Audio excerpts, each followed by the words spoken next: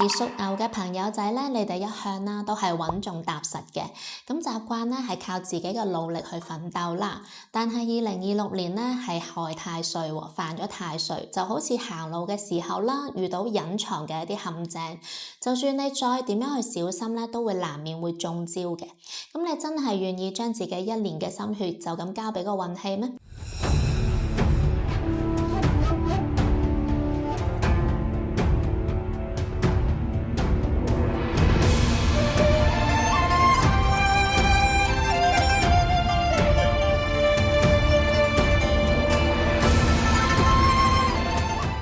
？Hello，大家好，我係楊雅智啊，福生無量天尊。咁上一期咧就講咗生肖鼠啦，咁今期咧繼續同大家分享下生肖牛嘅小朋友啦。屬牛嘅朋友仔咧就要注意啦。2026年咧係一個丙午年啦，咁你哋咧係處於一個丑午相害嘅一個害太歲嘅狀態啦。害太歲係代表乜嘢呢？代表人際嘅破裂啦、計劃嘅受阻啦，同埋一啲小人暗算喎，絕對咧就唔可以掉以輕心嘅。不過咧，危機之中咧，往往咧就暗藏住轉機嘅。咁今日咧，我就同大家揭秘一下點樣喺一個兇險嘅害太歲嘅年份，借住一啲吉星啦，譬如太陽啊、天月貴人啊兩大吉星嘅力量咧，扭轉乾坤，轉危為安嘅。咁啦，屬牛嘅朋友仔啦，喺2026年咧，雖然係犯太歲，但係咧就唔使咁驚嘅，因為咧你哋都有三大嘅吉星去照住你嘅。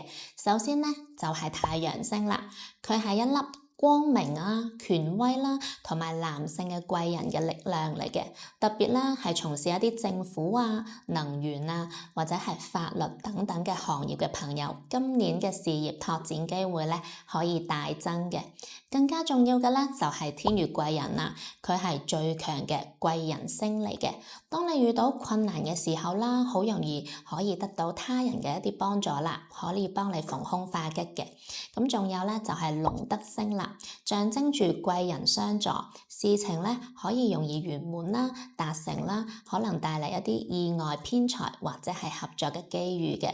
不過啦都要小心翻凶星。有暴敗嘅凶星，暴敗星咧係主突發性嘅損失，容易啦有意想不到嘅一啲大筆嘅開支。另外嘅話咧，天厄星同埋祿害星都係會帶嚟一啲壓力同埋人際嘅矛盾嘅，所以今年咧理財就一定係要保守噶啦，千祈就唔好話咁衝動。從事業運勢上去分析咧，今年咧你嘅機遇咧係在於太陽星帶嚟嘅光明嘅前景。好似農曆嘅7、8月啦，係展現你嘅領導力嘅黃金期嚟嘅，可以主動翻爭取重要嘅項目啦，特別係一啲政府嘅合作啊、能源開發啊、法律顧問等等嘅領域咧，會有唔錯嘅發展機會㗎喎。咁最大嘅挑戰咧就係職場嘅人際關係複雜啦，容易遇到一啲小人嘅作怪啦，特別咧係農曆嘅3月啊、9月啊，就要特別去警惕背後嘅一啲算計啦。記住今年咧一定係要謹言慎行，避免捲入是非之中㗎喎。咁講到財運啦，財運方面咧，正財啦同事業表現咧係直接掛鈎嘅，需要通過努力去提升嘅收入啦。不過咧，亦都要留意翻，避免一啲人際關係啦，同埋一啲突發嘅事件導致一啲收入波動喎。咁偏財咧就要特別小心啦，因為咧有暴敗凶星咧去發威，高風險嘅投資咧就好容易虧損嘅。建議翻咧要分散去投資，可以考慮啦定期存款啊、債券啊、基金啊呢啲穩健嘅理財產品嘅。講完財運啦，咁嚟到大家都關心嘅愛情啦，單身人士咧桃花運咧今年會好旺喎，但係需要注意分辨爛桃花。農曆嘅4月啦、10月啦，係一個脫單嘅黃金期嚟嘅，可以透過一啲行業嘅交流會啦、興趣社群啦，去拓展翻個人物嘅。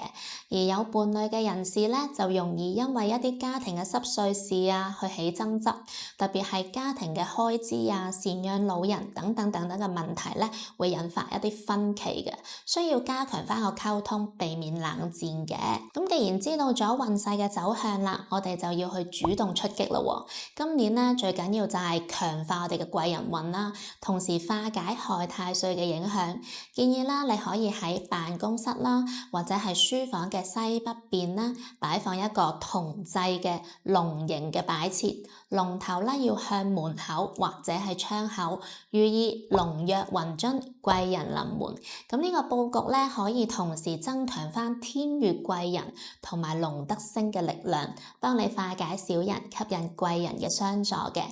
而屬牛嘅朋友仔咧，你哋一向啦都係穩重踏實嘅，咁習慣咧係靠自己嘅努力去奮鬥啦。但係2026年咧係害太歲喎，犯咗太歲，就好似行路嘅時候啦，遇到隱藏嘅一啲陷阱，就算你再點樣去小心咧，都會難免會中招嘅。咁你真係願意將自己一年嘅心血就咁交俾個運氣咩？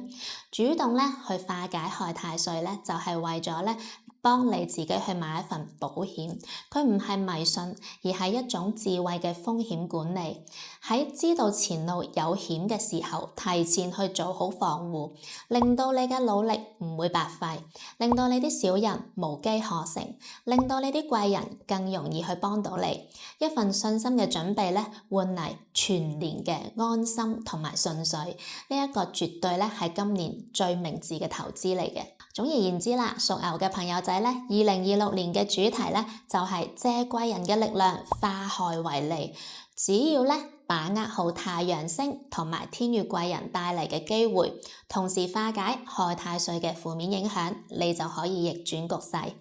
如果想知道更加多嘅化解嘅建議嘅話咧，我特別咧係留出咗10個牛轉乾坤嘅名額，幫你進行1對1嘅線上流年揀析嘅。咁我會幫你睇你嘅具體嘅流年吉凶方位啦，最適合你嘅化太歲嘅方法，同埋個人專屬嘅開運顏色同埋時機啊。